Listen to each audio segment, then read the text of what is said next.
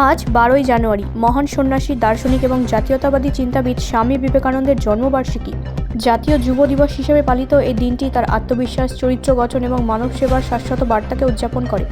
স্বামী বিবেকানন্দ তার আহ্বানের মাধ্যমে লক্ষ লক্ষ মানুষকে অনুপ্রাণিত করেছিল, ওঠো, জাগো এবং লক্ষ্য অর্জন না হওয়া পর্যন্ত থামবে না। তার শিক্ষা ভারতের যুব সমাজকে শৃঙ্খলা, আত্মবিশ্বাস এবং জাতীয় কর্তব্যবোধের দিকে আজও পথ দেখায়। তার ঐতিহ্যকে স্মরণ করে সারা দেশ সেমিনার, সাংস্কৃতিক অনুষ্ঠান এবং যুব সম্মেলনের আয়োজন করা হচ্ছে।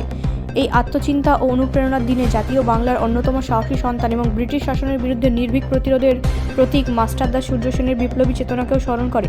ঐতিহাসিক চট্টগ্রাম অস্ত্রাগার লুণ্ঠনের প্রধান রূপকার মাস্টারদা সূর্য সেন ভারতের যুব সমাজের মধ্যে বিপ্লবের আগুন জ্বালিয়েছিলেন। আত্মত্যাগ, শৃঙ্খলা এবং সর্বোপরি স্বাধীনতার প্রতি তার বিশ্বাস ভারতের স্বাধীনতা সংগ্রামের ইতিহাসে একটি শক্তিশালী অধ্যায় হয়ে আছে।